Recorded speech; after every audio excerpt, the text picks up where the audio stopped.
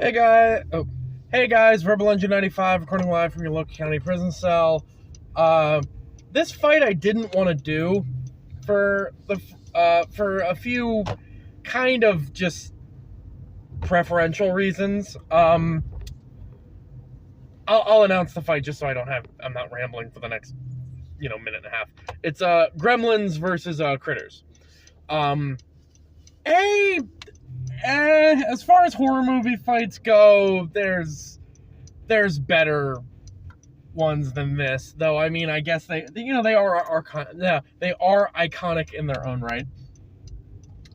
But the main reason is that these two franchises are compared a lot, so you'd think they'd be like perfect, but the problem is they're compared because one is considered a ripoff of the other. It isn't, because people believe Gremlins came first, when in fact Critters, I think, came out a year or two after. There are a good amount of Gremlin ripoffs, but Critters just isn't one of them. But it's also the fact that, like, it is almost like a palette swap fight. It is like almost too similar. But then I started really like looking into it a little more, and I'm like, you know what? There's enough here, and I did like doing an army fight last week, so this seems like a good one to do. So getting into it, we'll start with the Gremlins. So the Gremlins the Gremlins as we know them, are the kind of corrupted version of the Mogwai. Now, the Mogwai were created by two Chinese gods to test humanity's greed, or to test their ability to work within a system. So basically what happened was the Mogwai are a creature. They're a tiny little pet creature, and they have inherent traits to them. They hate bright light. They multiply whenever they're exposed to water, right? But there is a specific rule that these Chinese gods put into play, and that was that if you would never feed them you could not feed them after the moon was at the highest point in the sky, right? Which is just midnight, so you couldn't feed them after midnight. And one of these Chinese gods, being a trickster god, decided that the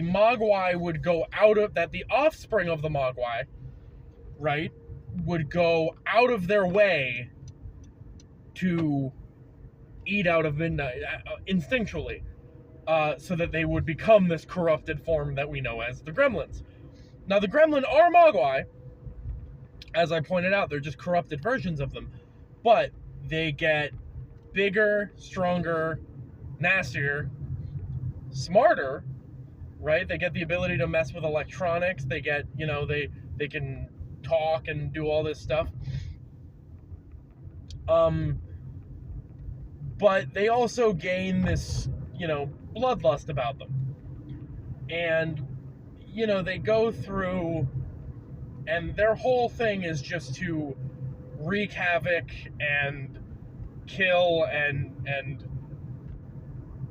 just generally be like a punishment for humanity.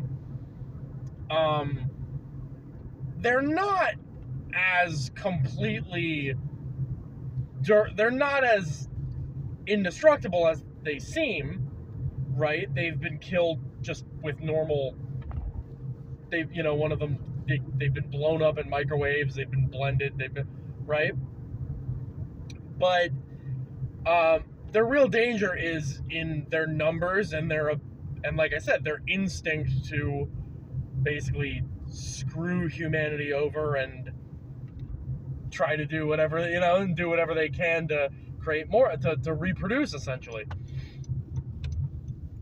like I said, when they, much like the Mogwai, when they come in contact with water, they multiply. Except in the Gremlins case, they actually pop out of each other's backs painfully, whereas the Mogwai just kind of split into, two separate balls like worms. But yeah, they are a force to be reckoned with, and yeah, they'll always find a way to survive and to try to cause havoc. So next up is the critters, or they're officially referred to as the krites. The critters is just what they're referred to as because of the movie.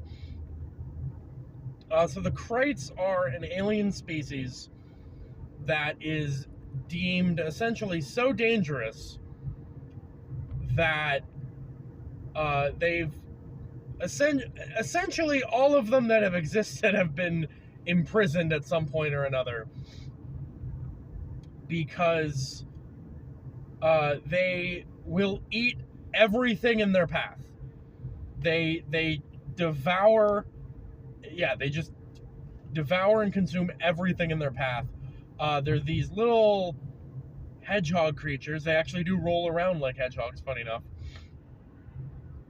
And they have rows upon rows of razor sharp teeth that can eat through everything from they can eat through they can bite hands off, they can bite limbs off, they can chew their way through human bodies, right? But despite that, they're no more dangerous than like a normal kind of animal, except for their intelligence and their kind of them moving in a way that humanity's not used to, them acting in a way that humanity's not used to, I guess. So they are capable of being killed just by being shot or being hit hard enough. And because of that, they have a few defense mechanisms. First of all, they always travel in packs. They're capable of kind of joining together to form a big ball, and they kind of roll together as this, just like bigger version of themselves. To like if they're trapped or something like that, they'll do that to just steamroll through whatever they have. They're actually very agile and very fast. But then their other trait is their quills. They're capable of shooting anesthetic or quills dipped in anesthetic poison from their, or anesthetic venom, I guess, from themselves, and it'll put whatever gets hit by them to sleep until the quill is removed. It's not lethal, it just puts them to sleep indefinitely. And then the last trait that they have is one that has been kind of debated in canon, is when a krite eats enough, it actually begins to grow and it can become human-sized. And like I said, with these rows of teeth that they have and how fast they are and all these other traits I mentioned, that's especially terrifying. The consensus from the fan base is that because the krites in the first movie, which is when this was seen, because it was never seen after the first movie, when the krites in the first movie are older than the ones in the sequels, and the one that this happened to, I believe they said was the oldest among them, it's possible that it's a maturity trait, that, it's something that they gain the ability to do as they age. So yeah, both of these characters are, I guess, both of these species are very, very dangerous. So how do I see this going? Well, I think it's pretty securely in the critters' favor. For a multitude of reasons. Now both of these beings are, you know, they're very good hunters. They're very good at the element of surprise. They're very capable of, you know, overwhelming their opponents. And they're both not incredibly dangerous individually, right? So a group fight, there's going to be a lot of bloodshed here because if, you know, there's going to be a lot of numbers being taken. But the critters are the only ones with any real built-in natural, like, forms of offense or defense, for that matter. Like I said, being able to put the, you know, gremlins to sleep with the quills, their teeth. I mean, the gremlins are capable of killing, hypothetically, in large enough numbers. I don't think they've ever killed anyone. Maybe? Have they ever killed anyone with their, like, bare hands? But the thing is, the gremlins are very, very smart. The Krites aren't stupid either, but the gremlins are incredibly smart, you know, and they like use weapons, they use technology all the time. They usually like rig things to blow up, or they, you know, make like, so the gremlins are very dangerous circumstantially, right? And even like their ability to multiply in water is like phenomenal and you know, mission critical, but they have to have access to water. Right? Now, in this fight, you would, you know, you would give in the animation for the fight, at least, you would give an example of that happening, but like, they're, you know, in order for them to have a chance, they would have to be able to rely on that, and they can't, because you can't give the environment a factor that, you know, yeah, that's sort of death battle rules. Not only that, they also have a weakness. I mean, it's not really a weakness that the critters are capable of exploiting. I mean, the critters do have like glowing eyes, but they're not like bright enough. I don't think they would be bright enough to like actually hurt the gremlins. But yeah, it's the fact that, like, again, gremlins can kill you using whatever is at their disposal to their advantage. The critters can kill you. One critter can kill you, just by chewing through you, just by eating you, basically, right?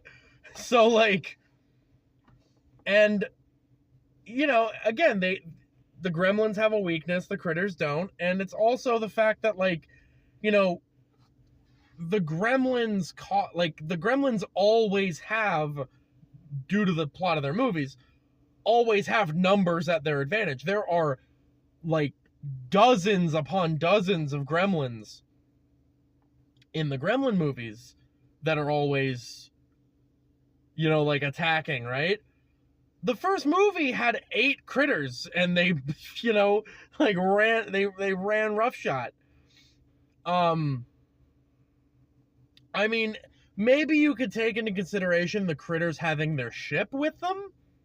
Well, actually, no, that wasn't even their ship, now that I think about it. That was like the Galactic Federation's ship, and the critters just took it over. They are smart enough to fly and pilot a ship, but, like, yeah, the gremlins just don't have a good way of reliably killing critters just, like, by themselves. They're not weak per se, but, like, what a housewife took out like 3 or 4 of them by herself. You know, like, they're not like super threatening individually, just in large numbers. They you know, because they're so smart, they you know, they pose a huge threat. Like, an individual critter can kill you, right? And have killed people in their movie. So yeah, that's the way I see it. And then you, again, like I said, you got things like the quills, which can put the gremlins to sleep. So, like, even if they were outnumbered at one point, they can all, you know, they can neutralize the numbers advantage. Yeah, so I think this is pretty safely going to the Critters end. Which, again, I'm glad I did this fight because I'm glad I did something this week. But yeah, I think I'm gonna try to come up with something better next week. Not that you shouldn't have enjoyed this episode. I think if you like this fight, this is a very good fight. I would gladly watch a death battle of this. But yeah, just doesn't. It's not really hitting that spot for me. But that's just me. Anyway, Verbal 195. See ya.